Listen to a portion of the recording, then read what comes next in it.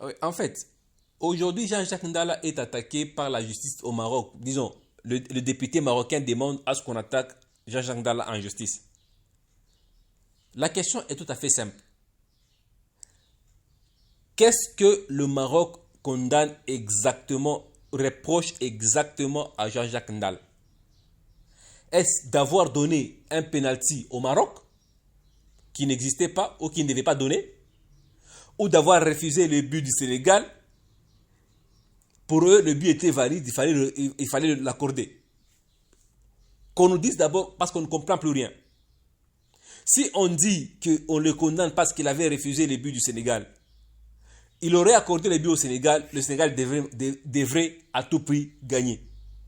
Parce que le Maroc ne devait pas récupérer ses buts. Il aurait refusé le penalty, le Maroc devrait crier au scandale. Il a accordé le penalty. Qu'est-ce que le Maroc lui reproche exactement? Parce qu'on ne comprend pas, on dit qu'il est la base de l'hécatombe. Ce sont les deux faits que tout le monde a vu qui ont dépassé l'arbitre. Le but du Sénégal refusé et le pénalty accordé au Maroc. Et les deux faits vont dans l'avantage du Maroc. Mais c'est le Maroc qui vient aujourd'hui condamner l'arbitre. Mais lorsqu'on voit très bien les choses, on se rend compte que ce n'est pas à l'arbitre qu'on attaque, mais par contre, c'est au patron de l'arbitre qu'on attaque, la bande des mafieux. Parce que la plupart du temps, comment ça se passe? Lorsqu'on veut acheter un match ou on veut vendre, on veut vraiment corrompre dans un match, on ne part pas. Rares sont des fois où on part voir l'arbitre directement. La plupart des temps, il y a un club de mafieux qui dirige le football, que ce soit au monde ou en Afrique. On part le voir eux. On leur dit, est-ce que vous ne pouvez pas négocier avec l'arbitre du match à notre place? Voici le paquet. C'est eux qui vont se charger pour aller voir l'arbitre et lui expliquer ce qu'il doit faire. Voici ce que tu dois faire. Tu dois soit donner un penalty. Lorsque tu vois que telle équipe ne gagne toujours pas à 0-0 vers la fin du match, accorde un penalty. Fais le tout pour accorder un penalty. Crée un penalty s'il le faut. Ok. On va demander, eux aussi, on va leur dire, dites à vos joueurs de faire le tout pour avoir la faute dans la phase de réparation. Et ils vont donner des instructions. Faites le tout pour avoir une faute dans la phase de réparation parce qu'on va avoir penalty. Degré ou de force, on va avoir penalty. Les joueurs vont faire le tout pour créer de fautes dans la phase de réparation. Et l'arbitre, son travail, c'est donner un penalty d'abord. Faire le tout pour ne pas donner de penalty à l'adversaire. Et faire le tout pour siffler toutes les fautes de l'adversaire et déstabiliser moralement l'adversaire. Mentalement, psychologiquement, de les déstabiliser.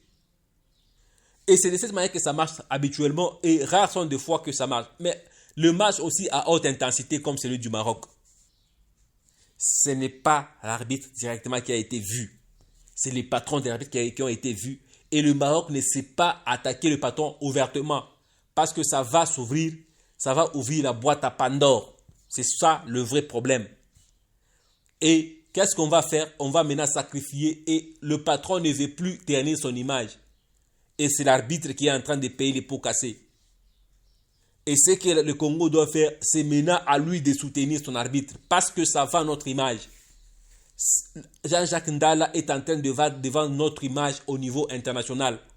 Il est en train de passer des moments les plus difficiles. C'est au Congo de lui prêter maintenant main forte. C'est au Congo de lui prêter main forte, de l'appuyer. La FECOFA doit faire le tout pour appuyer son arbitre. Si le gouvernement doit entrer, il doit entrer là-dedans. Parce que quand on a attaqué le Sénégal, ce n'est plus encore la fédération sénégalaise qui a répondu. C'est le premier ministre qui a répondu à la FIFA. Et avec des menaces dessus. Et ça, c'est la manière dont les choses doivent marcher. Parce que le seul langage que les mafieux comprennent, c'est... Le seul langage dont les mafieux comprennent,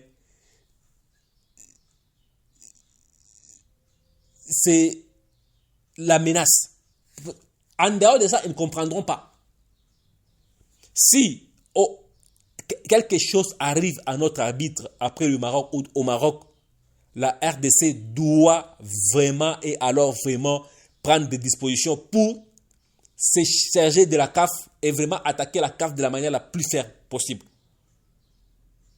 Pour dire que ça, en dehors d'être, au-delà d'être arbitre, c'est d'abord un citoyen congolais qui est en danger, que vous avez utilisé, qui travaille chez vous, qui a un contrat chez vous, qui a besoin d'une protection, en train d'être attaqué au Maroc. Aucun communiqué de la CAF pour le soutenir.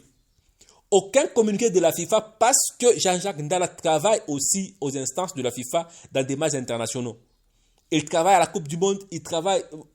Parfois, il siffle les matchs, les matchs internationaux où on a besoin d'un arbitre étranger. Jean-Jacques Ndala part siffler ces matchs. C'est un arbitre connu au niveau le plus supérieur possible. Alors, c'est à son niveau de responsabilité, la CAF devrait le soutenir et le soutenir de la manière la plus ferme. On ne peut pas entendre le communiqué du Maroc de la manière dont on l'a fait contre Jean-Jacques Ndala. On l'attaque de cette manière-là pendant que c'est votre travailleur.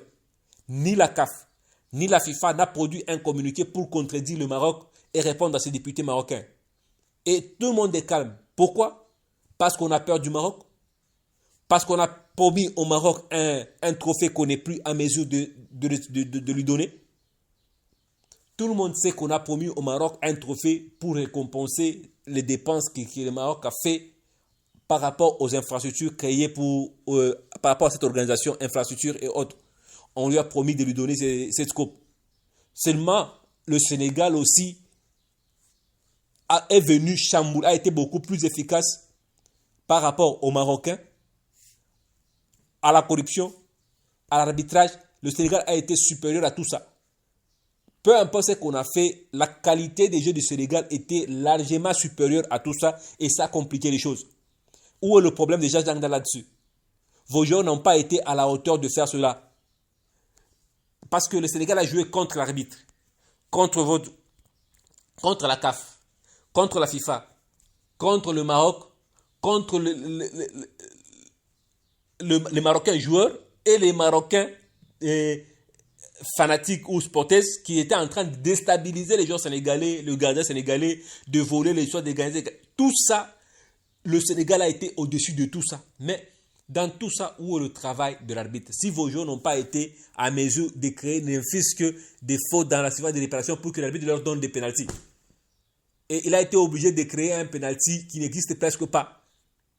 Il leur a donné. Et après avoir donné ces pénaltys, l'arbitre est devenu juste parce que les prolongations, l'arbitre a sifflé toutes les fautes du Maroc et toutes les fautes du Sénégal. Parce qu'il s'est dit, votre pénalty, je vous ai déjà donné. Vous l'avez gâché. Où est mon problème? Et je n'ai plus de problème. Là, je redeviens juste. Là, je redeviens un arbitre. Parce que les prolongations, l'arbitre est devenu juste. Il a sifflé toutes les fautes du Sénégal, toutes les fautes du Maroc.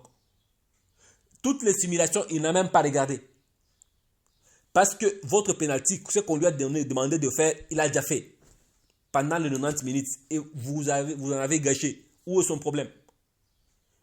C'est quoi son problème dans tout ça? En tout cas, nous demandons au gouvernement congolais de prendre ses responsabilités et de prendre vraiment soin de notre compatriote Jean-Jacques Ndala. Toute attaque contre lui, que ce soit en justice ou quoi que ce soit, le Sénégal et la RDC doit riposter et riposter de la manière la plus ferme possible. C'est ma façon de voir les choses et je la partage.